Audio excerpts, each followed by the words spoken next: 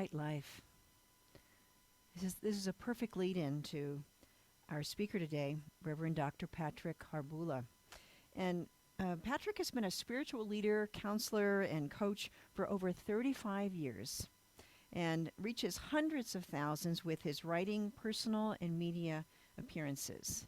But you would never know it. He's a very humble man and there for whoever is there present with him. So we're grateful that he is here with us today. He's the author of The Magic of the Soul, Applying Spiritual Power to Daily Life, which is the CSL curriculum, Journey of the Soul, the class that I'll be teaching starting this Tuesday.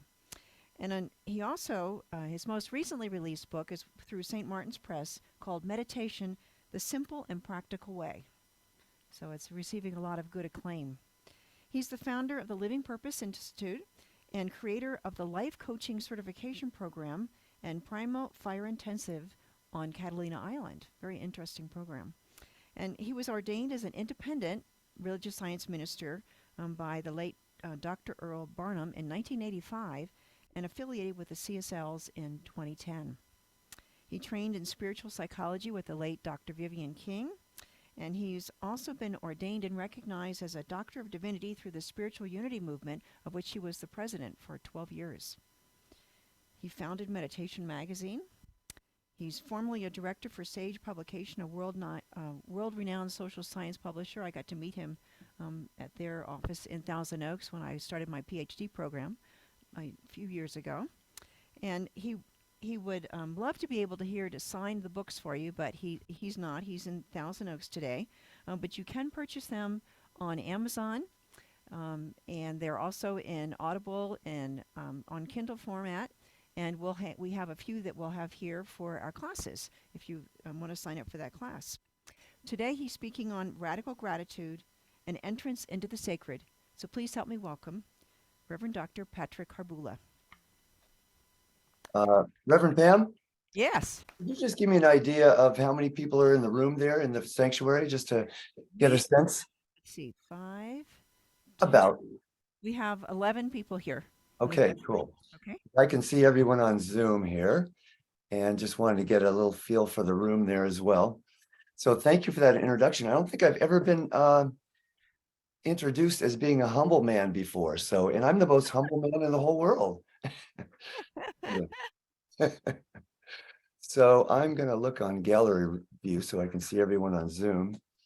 So I'm going to do something that I've done this little survey here when I speak live. I've never done it on Zoom before or virtually before, so I won't be able to see the people in the sanctuary, but I can see the people on Zoom.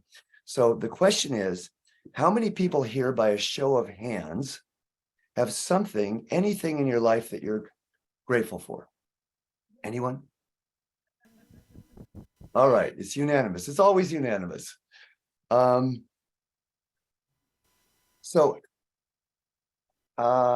What I want to hear now is, tell you what, I want to hear a few things, and you can call them out in the sanctuary, and if you want to mute yourself and call them out on Zoom too, I want to hear what they are. What are these things that you're grateful for? One at a time if you can.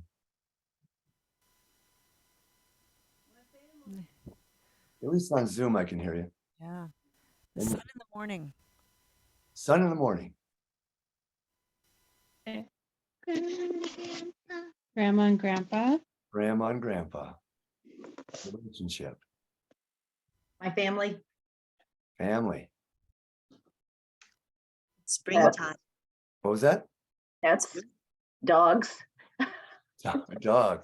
Had my dog here earlier. And what about the center? Anyone grateful for the center? All right. Well, I'm grateful to be here. So what we're talking about now is regular old gratitude. In a moment, we're going to talk about radical gratitude. So it occurred to me a while back that, have you ever given a gift to someone, and maybe you didn't even think that much about it, but you thought, wow, this would be nice for that person. And so you go out, you get the gift, you give it to this person, and they light up like the sun with gratitude. Is that not the best feeling to be the recipient of that kind of gratitude? Doesn't that feel good? Doesn't it make you want to give that person more stuff because it feels so good to receive that gratitude, right? And so, the universal presence is exactly the same way. The more we say yes to what we have in life, the more the universe wants to pour more good, more things to be grateful for on us. Yes? So here's the second question, and here's where we get into radical gratitude. How many people, by a show of hands, have had anything in your life in the last year or less that has been challenging for you, painful or difficult? Anyone? This is usually pretty unanimous too. So of all the people that raised your hands, how many people have gratitude in retrospect for that challenging situation? Anyone? So you people who just raised your hand are crazy, some people might say. Why would anyone be grateful for something that's challenging, painful, or difficult? Anyone, well, usually I'll have someone share a story, but that may not work with the Zoom and the people in the building as well. I'll share my story. So, I'm gonna tell you about how the magic of the soul, this book that has become a bestseller, that is been used as curriculum for CSL and Religious Science International before that for over 20 years now, I think.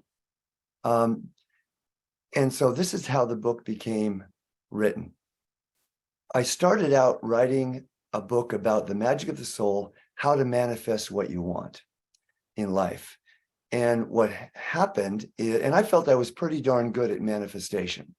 I was had a wonderful corporate job at Sage Publications, making a six-figure income. I was a strong, healthy person. I was a tennis pro in my 20s, a martial artist in my 30s. I was right around 40 years old when I was writing the book. Had a wonderful marriage of 13 years. A funny thing happened on the way to the magic of the soul. Everything fell apart. I became chronically ill. The corporate job, after many months of this illness, probably a year of the illness, the corporate job went away. My marriage of 13 years ended. So all of this happened within a very short amount of time. It felt like everything that I was identified with on a personal level, on an egoic level, was stripped away. And by the way, all the time through this, and it was 3 years before there was any diagnosis in this chronic illness. There were times when I couldn't get out of bed for 2 weeks at a time, couldn't carry on a conversation for more than 5 or 10 minutes without just being completely exhausted. And all the while, I was resisting this experience.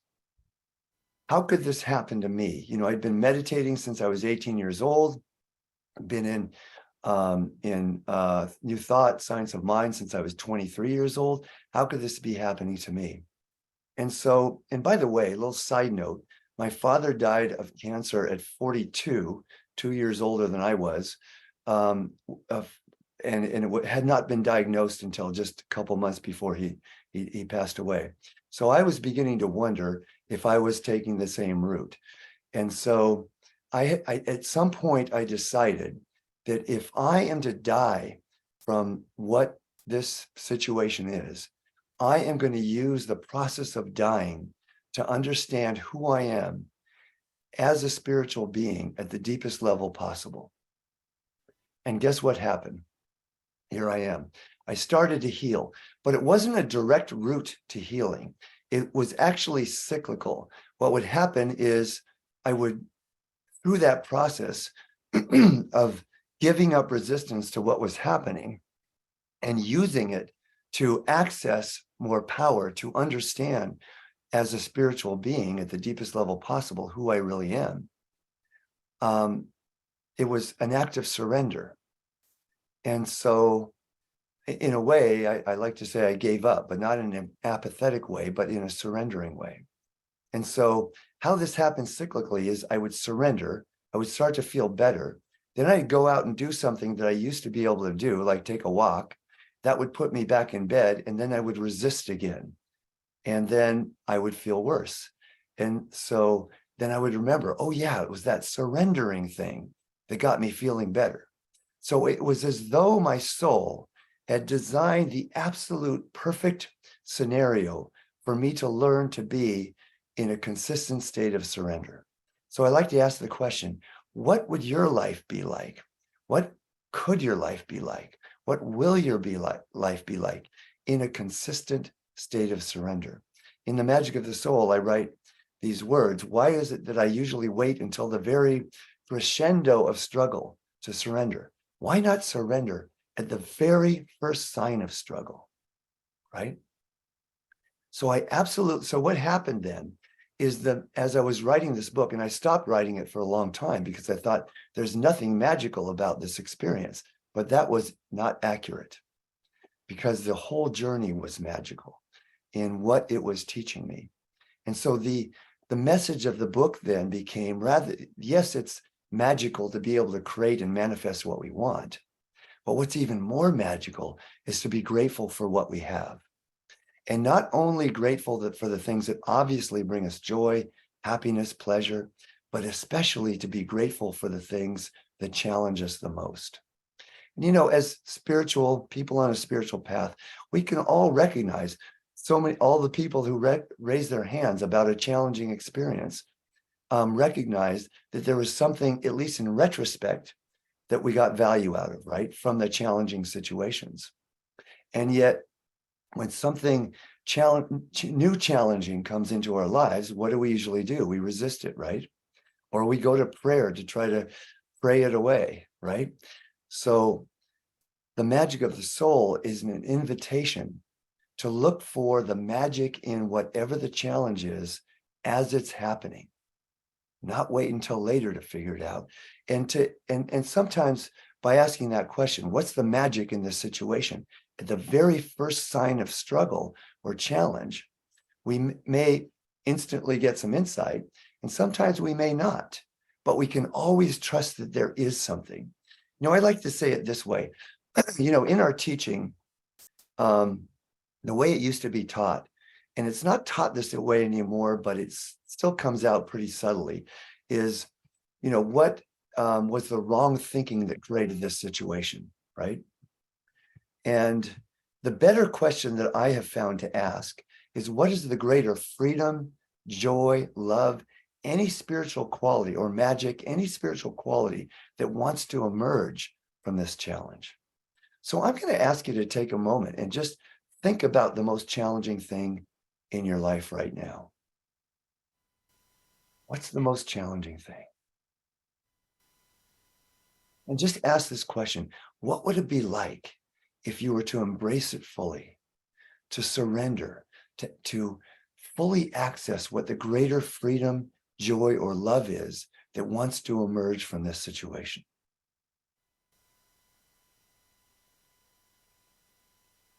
Doesn't that feel a lot better than resistance? Whatever degree of resistance might have been there, if you simply let that go, don't you get a deeper experience of freedom and peace? So I absolutely know that the book, The Magic of the Soul, would not have become the book that it's become as popular as it's become, if not for the shift, for that experience, that challenging experience that I had it was 3 years till there was a diagnosis, 5 years before I started to feel better, and 10 years before I was fully recovered. But I absolutely know without that experience, it would not have become the book that it became. I like to tell the story about Susan Summers. Many years ago, we had some fires in Malibu, and her house was, everybody remembers who Susan Ann Summers is, right? Three's Company, or more recently, Thigh Master. And by the way, I never thought that when I was a teenager watching Three's Company, that I'd be quoting Suzanne Summers as a minister. But so hers was one of the houses that burned down in the fire. She was standing in front of the smoldering ashes of her home, and the question that was asked of her is how do you feel in this moment? And without any reflection, her answer was, I know that something good will come from this. Can you feel the power in that, right? Because something good would have come from it anyway. Something good always comes from these challenges. But by recognizing and inviting that good to come, you have to know that it would come much sooner, right? So I want to thank Carol for reading that excerpt from my book. And I want to repeat it again now that we've been talking about this, or at least a portion of it. When we're in the experience of appreciating the sacredness in life, we open to a world of unlimited possibilities. Because we are alert to the magic, we notice opportunities we might otherwise miss. Life becomes filled with a deeper level of peace and meaning as we recognize every experience as magical and know that each experience leads to an ever increasing expression of our soul energy. If or when we are operating from the perspective of our soul, our timeless, infinite existence, we see the larger picture. Asking what there is to be grateful for in any circumstance moves us into the sacred perspective.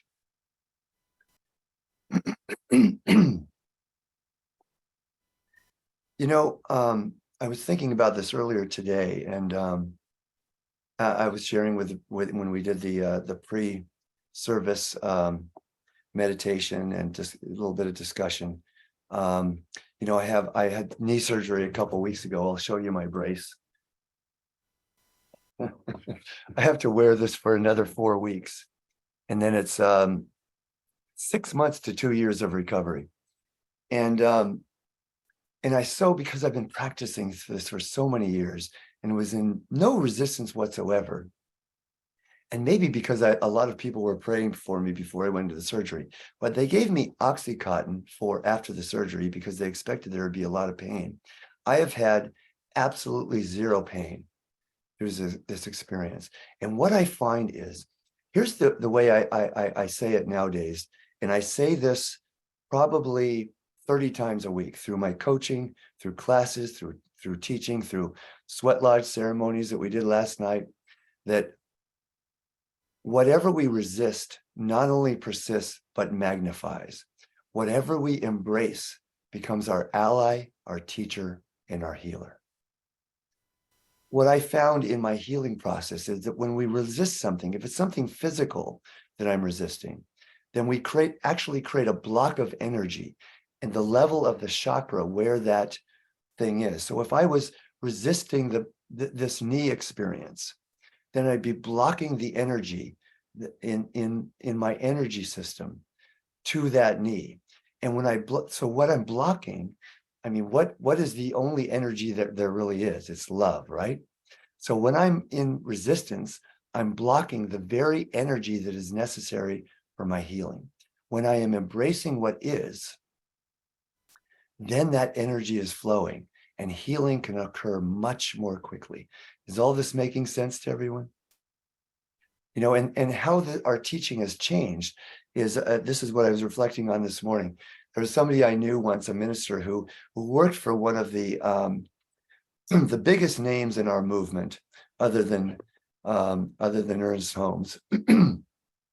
And he would tell his office staff when he was out sick, don't tell anyone that I'm sick, because he didn't want people to know that there was something wrong with his consciousness, right? So we don't teach that anymore, right? There's a lot more compassion in our movement now. And yet sometimes it comes out subtly. So again, the better question to ask, rather than what consciousness created this, is what's the greater freedom, joy, or love that wants to emerge? And I ask you, isn't this quality of radical gratitude the prerequisite for enlightenment, perhaps? And I think all of our most revered authors and teachers are saying the same thing in different ways. When I first started lecturing about this 25 years ago, I would see some ahas going off in the audience. And nowadays, I just see a lot of people nodding because this understanding is so prevalent right now. So Eckhart Tolle says, give up resistance to what is. Byron Katie says, love everything. August Gold, in her book, The Treasure Chest, says, the prayer chest rather, says, invite every experience in life, right? I'll read you a quote from Pam Grout, and this is my favorite one of all times. From E Cubed, 9 more energy experiments that prove manifesting and miracles is your full-time gig. Here's the quote. Once you can say, this is the best thing to happen to me about everything that happens in your life, you'll be aligned with the FP, which means field of potential. You align with the FP by loving everyone, by seeing the face of God in everything, by feeling happy, by being joyful and grateful for everything, no matter what. Instead of letting the apparent reality dictate our inner feelings, you line up with the FP, which knows nothing but love, peace, and perfect contentment. So that's an ideal. And none of us are going to live in that space 100% of the time, right? But that is the call. That's the invitation of our soul, is to move into alignment with our soul, which is always seeing the bigger picture. So I'll tell you a little story about, I was doing my retreat, the retreats we do on Catalina Island now. We've done them many places in California, and I did them for 10 years in Canada as well, in Saskatchewan and in Alberta. And so I was doing the retreat in Alberta. A friend of mine, a client of mine who had a equine assistant, has an equine assisted learning center there, which is a fancy name for a farm with horses. But these are very special horses that teach us about authenticity. And that's the theme of the month, right? Is cultivating authenticity. And by the way, no better way to live an authentic life is to be in consistent gratitude for what is. Yes.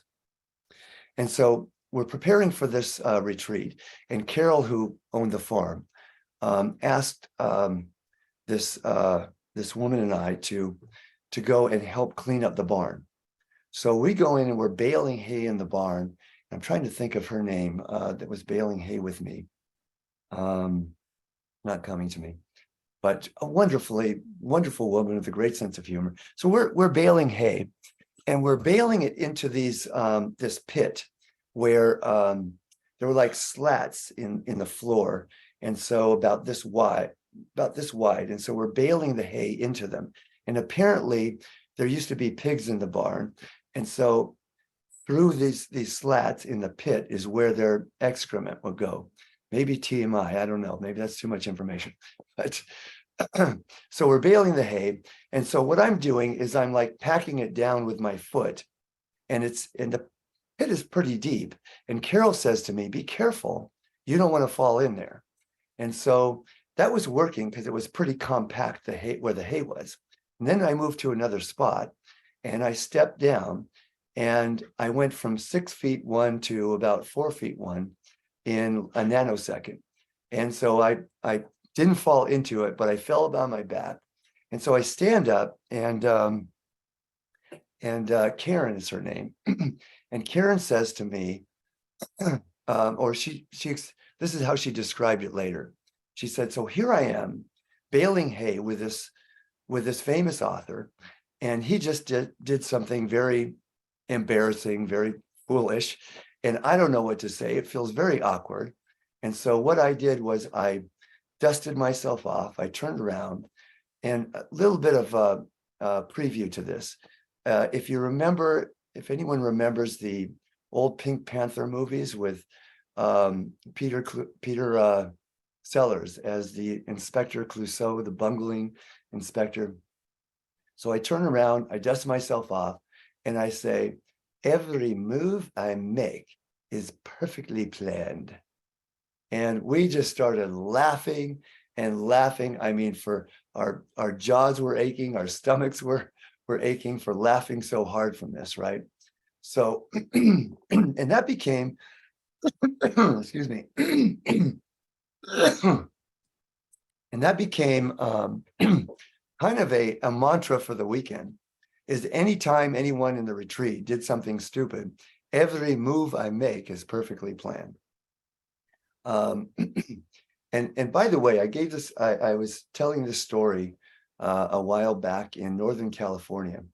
And a woman came up to me after the service. I was signing books, and she said, you know, I just spilled coffee all over my new dress. And I started to get angry. My face started to get red. And then I remembered, oh, every move I make is perfectly planned.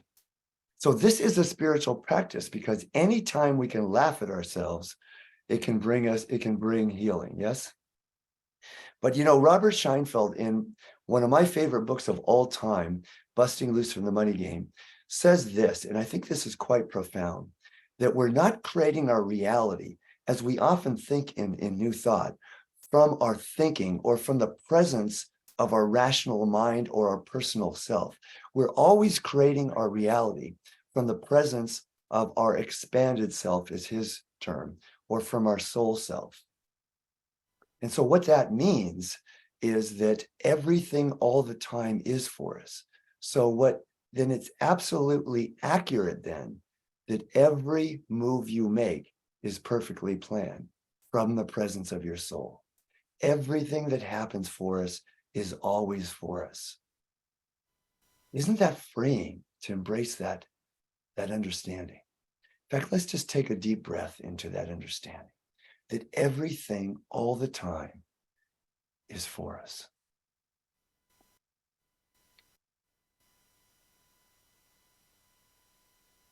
So I'll tell you one more story, and then I'll give you a little practice for the next week. And by the way, I've offered to stay after the service and do a Q&A and just answer any questions about the book, about what we're talking about today. So this is a story about two brothers. And so Bob is a cat lover. He has this beloved cat named Perky, and his brother Ed doesn't like cats at all. So Bob's going away on vacation, and he thinks, well, where am I going to, I see some smiles. Somebody's heard this joke before.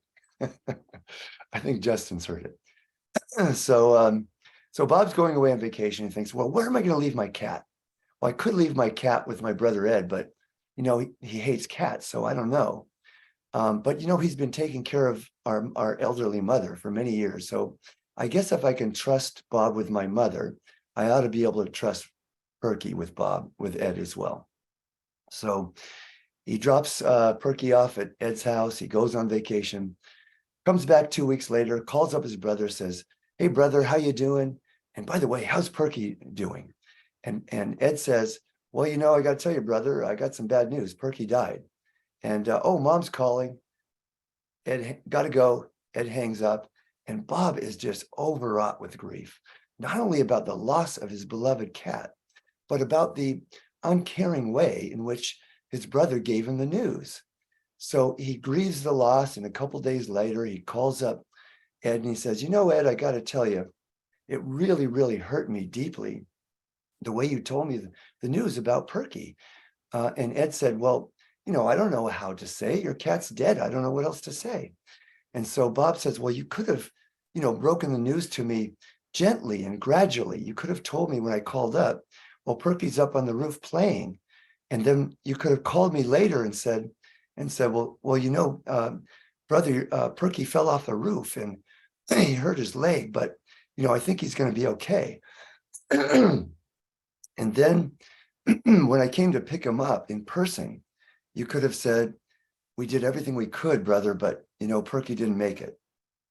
And Bob, and so Ed said, well, I guess you're right, brother. I'm sorry. I could have been more gentle. And so Bob says, I forgive you, brother. By the way, how's mom doing? Ed says, mom's up on the roof playing.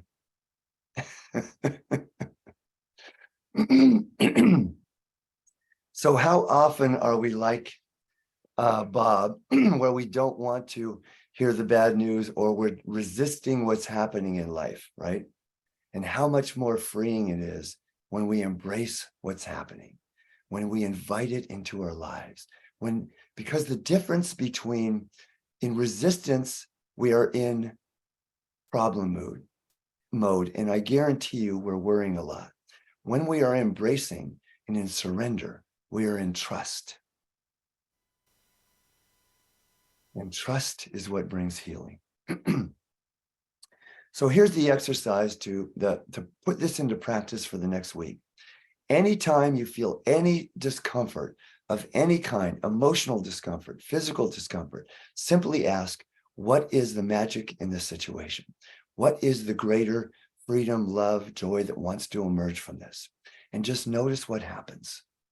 One time after giving a lecture, the next day, I stubbed my toe in the way that, it like the pain runs right up to your brain. And I asked instantly, because I had just given the lecture, what's the magic in this? Sometimes you have a different inflection depending on the situation. And instantly I went into a state of bliss. I sometimes will, when I go to the dentist, will ask for no Novocaine when they're drilling teeth and inviting the pain. And I tell you, the pain dissolves when we invite things. And the same thing for anything emotional.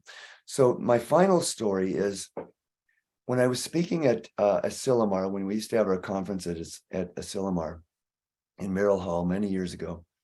And it was right after the book came out and people were teaching it, and ministers and practitioners and congregants were coming up to me and thanking me for writing the book. The best compliment I ever received was from a very, very respected minister in our movement. She came up to me, she put her hands on my shoulders, she looked at me in the eyes, and she said, thank you for writing this book. We were in week 3 of teaching it, and I was diagnosed as cancer. And we were reading and studying the part of the book that talks about loving ourselves unconditionally, not only in spite of our human frailties, but because of them. And she said, if it was not for that synchronicity of studying and teaching that at that very moment, I would have judged myself for having created this illness. I would have, in fact, beat myself up for having created this. But she said I was able to have compassion for myself. And I absolutely know that my healing would not have been as fast or as complete if not for that self-compassion and self-love. So what I want to leave you with, this occurred to me recently. I was talking to a client about self-love, and this is the phrasing that came to me, is that when I love myself unconditionally, what I realize is that I am not myself. I am, in fact, the self. I am, in fact, pure love. And so are you. So thank you for having me. It's my gratitude and joy to be here with you today. Okay, benediction. Can you hear me? Yes. Okay. Let's take a nice deep breath and let out a big heartful sigh. Ah, just release and let go. And every time we take a big breath and exhale in a meditative way, what comes flooding in is spirit. That unbelievable presence of light and love, peace, joy, and freedom, knowing that this is who we truly are. And just take a moment to be grateful for all the pleasures, all the things that bring us joy in life, and even radical gratitude, being grateful for all the challenges, knowing that they are bringing even greater love and freedom and joy and power. And we take this energy from this amazing service, from this amazing center out into the world, and we spread this feeling of love and light and joy everywhere we go, this week and beyond. And together we say, and so it is. All right. All right. Well, Thank you, everyone. And maybe we can keep Patrick, we have the Q&A. And so if you have a question for him in the center, maybe you can come up and use the mic here on the podium. And Perfect. all right. Yes, yeah, this is the book for the class, and it has a CD in the back that has some meditations that he's recorded as well, which are wonderful. And if you don't have a CD player, they're all on the website now too. So in the book, it has the links to the website. So not everyone has a CD player these days. All right. Any So, questions? questions or comments?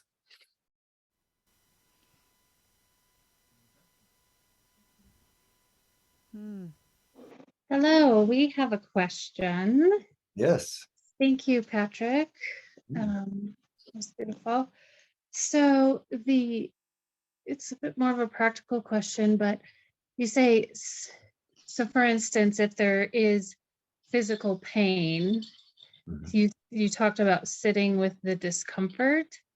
Is that simply because my brain wants to be like, I don't ease it in some way? So is that simply just like sitting with the pain and listening to the pain, or like hearing the pain, or having space for the pain? I don't know, just can you break that down practically of what, like a little snippet of what that might look like? Yeah, it's a both and I'm going to offer in this Q&A to do a practice that is in the class that will give you a little bit of a preview for it that I call pivoting. So it's a both and. It's both being clear. You know, what I say in the beginning of the book, in the first chapter, is the most powerful consciousness for manifestation is being completely clear about what we want and speaking that into the universe, even demanding it if you want to go that far. And at the same time, non-attached, or at least relatively non-attached to how or when or if it will manifest. And so the both and then is being completely present with whatever we're experiencing, and at the same time being clear about what we want that might be different from what we're experiencing. You know, I had a client yesterday who was in extreme pain. She's going for surgery soon, back pain, and she can't walk. And, you know, talked about this pivoting process and you know, I'll save that for when we do the practice, because then it'll make more sense. But I'll say this, there's an exercise I do with people sometimes. And if anyone's in pain right now, you can do this, is imagine that you're describing to me the pain, like where is the pain, and go into that area and describe it in great detail. And what I find when people do that, I'll ask them before we start what level the pain is. And then once they get done describing it, what level is the pain? And it's usually lower, because when you go and you start describing it and you're really getting into it, you're no longer resisting it. And as I said before, what we resist not only persists, but magnifies. What we embrace becomes our ally, our teacher, and our healer. And I guarantee that when we give up resistance, pain becomes less. Does that answer your question?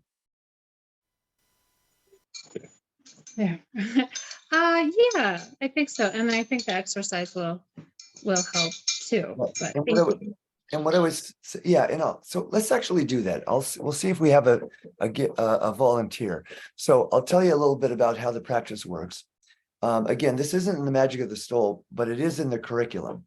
And I'm glad we got a chance to do it now, because the way they modified the curriculum after I wrote it, and Reverend Pam, did I send you the script for how I guide people through this process? You're still there? Yes. Yeah, for the pivot? Yes. Yeah. Oh, good. Okay. Because it works way better than the way it is in the curriculum. So basically, this comes from the Hicks material, the Abraham teachings.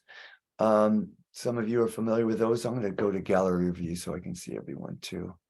Everyone's responses. Whoops. Where did it go? I can't find it now. Okay, never mind. So let's see if I can go to gallery. I don't know. I can't. Oh, there it is. Okay, gallery view. All right, good. So comes from the Higgs material, and I borrowed the word from them, pivoting. So basically it's this. It's using my take on it is using our emotions as a biofeedback device to assess where our consciousness is on any situation in our lives. And so, as the Hicks say, simply stated, if I'm feeling discomfort, emotional, physical, of any kind, it means I'm focused on what I don't want. That makes sense, yes? So then the discomfort becomes the cue then to pivot my attention from what I don't want to what I do want. And what I've added to this practice, which makes it super practical, and again, it's part of the curriculum, and there's even, I don't know if I have it handy here, in the appendix of the curriculum, there's a log sheet to log the percentage of time that you're focused on what you want compared to what you don't want. And I'll demonstrate this through the practice. And you just write down on a daily basis, what percentage of the time today, when I was focused on blank, was I focused on what I want and feeling good compared to what I don't want, feeling discomfort. So again, it'll make even more sense when I demonstrate it. So what I'm looking for then to do this demonstration is someone who is in the midst of something that's really challenging you.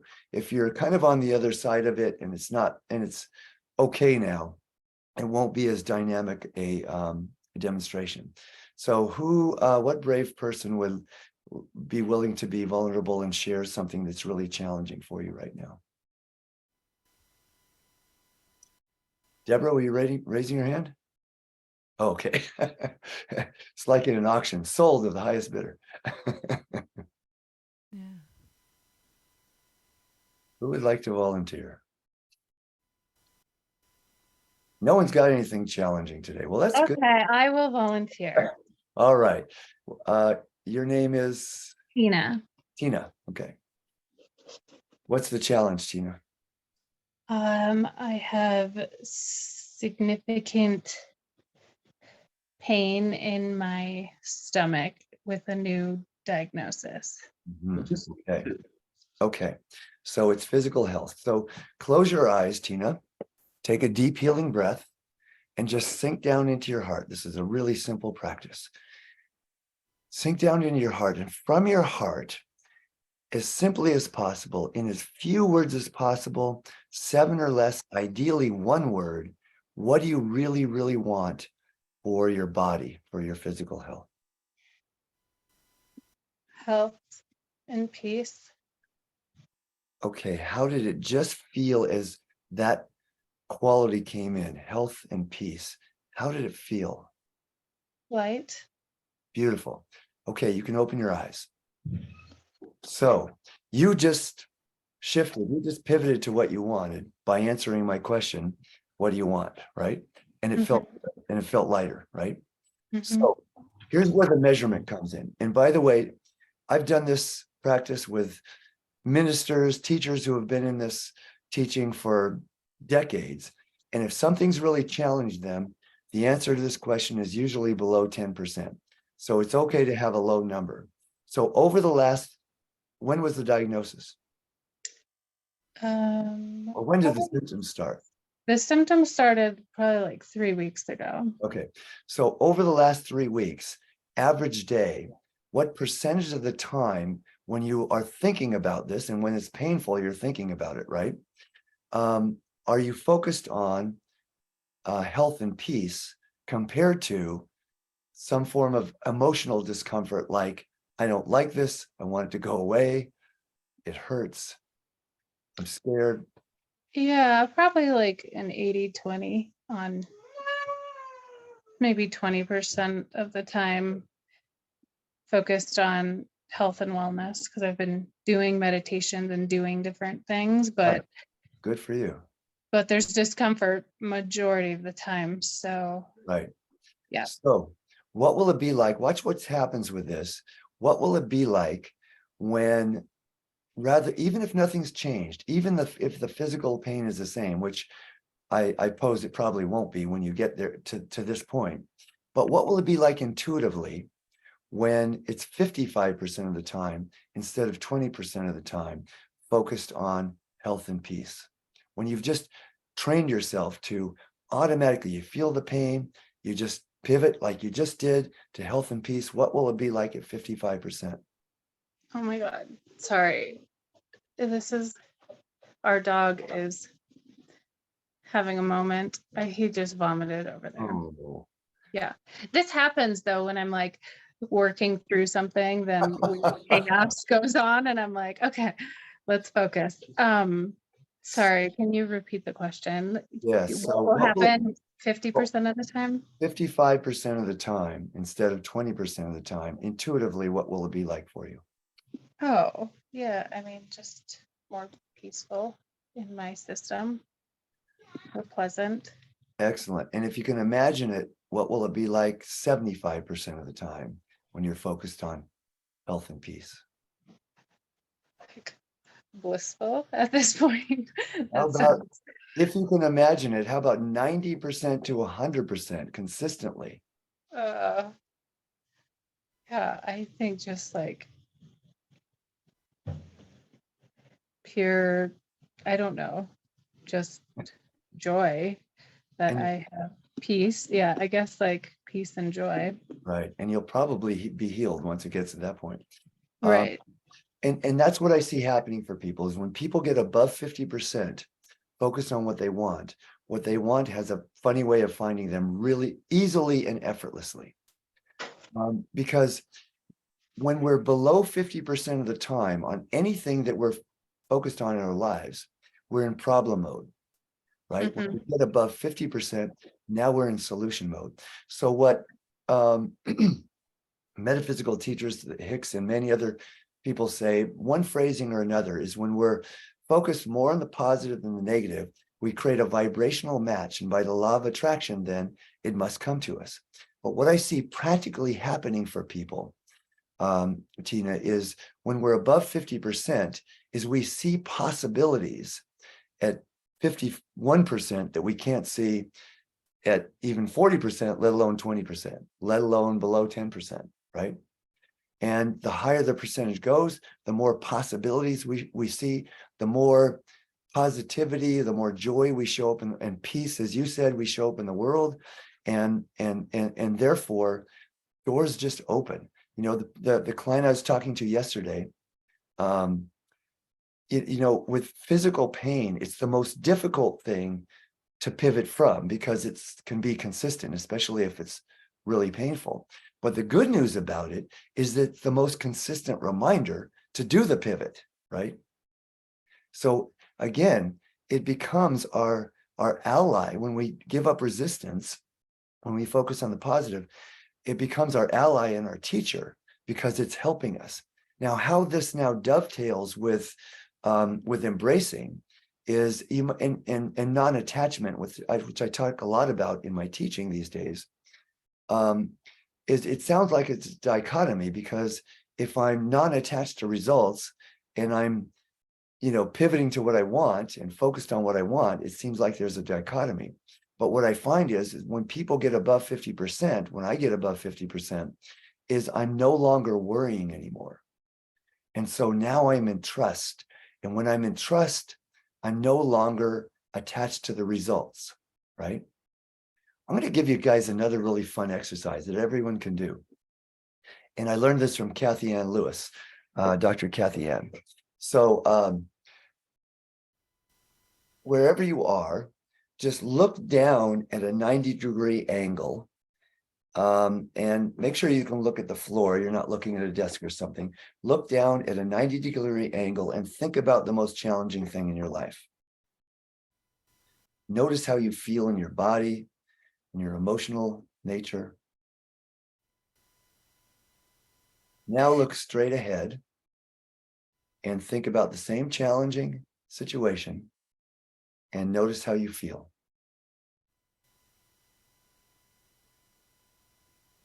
Now look up at a 90-degree angle.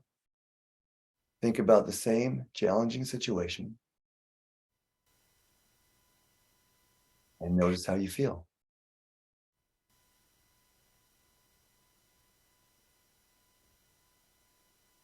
Okay, who wants to share what they noticed in those three different perspectives? You want to use the mic? It dissipates as you do that. Yeah. And we have someone up on the podium. Yes. You want to share? Oh. Yeah. I think it got turned off. Now it's working. I think. Is it working now? Yeah. Yep. Hear you. Oh, there it is. There it is. Okay. When I was looking down, I felt more pessimistic about the experience. When I looked straight ahead, I felt more empowered. And when I looked straight up, I felt more surrendered in it. Surrendered. Great word, right? Anyone else who want to share? No, it comes to mind. I forget the exact words, but that scripture in the book of Psalms that talks about looking onto the hills. And it was always a little open-ended, but I think it's just beautiful that when we lift our eyes and look unto the hills, that we experience that divine everything that is present. And Dr. Kathy Ann, I think she uses that exact quote as well. I think that might have been what even inspired her to develop this practice. And what I love about it is I love simplicity. Have you ever seen a more simple practice? And so the moral of the story is look up more, right? And it occurred to me, practicing this myself and offering it to people, that I wonder, the statistics about depression and anxiety are so much greater in the last couple decades than they've ever been in history, right? And there may be many reasons for this, but one of them is how much more often now are we looking down at our devices, at our smartphones, right? So moral of the story, look up more. When you're feeling a challenge, simply look up. Yeah, you could do that with your phone. Yeah. Well, actually, yeah, a chiropractor I went to said that nowadays young people who are, growing up with smartphones, they're actually developing like little horns, calcifications in the back of their necks now from looking down. And he said, anytime you're holding your phone, because it's uncomfortable to hold it up, but put your elbows against your ribs and hold your phone like that. And it's way healthier for your body and obviously for your psyche as well, right? Nice. So I could do more of talk more about the pivoting, but any other questions about anything else that we've talked about today or anything else in general? Do you have a question? Okay. All right. Thank you. You're so welcome. Let's give Tina some love for being brave enough to be our demonstration. Thank you, Tina, and thank you, Patrick. This has Mhm. been a wonderful. I think, and I'm preparing to teach the class. There's lots of great experientials in there, and the wording. It's lots of stories and stuff. So it's a easy, fun read and inspiring as well. So it's going to be a great opportunity. So thank you, Patrick, for being here today, and thank you for the book and the class. So. And I can't wait to see some of you on week 4. Right. All right. Thank you so much. Okay. I think with that, we'll say namaste and Namaste. Thank you all. Patrick, thank you. it's wonderful. Okay. Patrick. Bye-bye. Have a great rest of your Sunday. You too.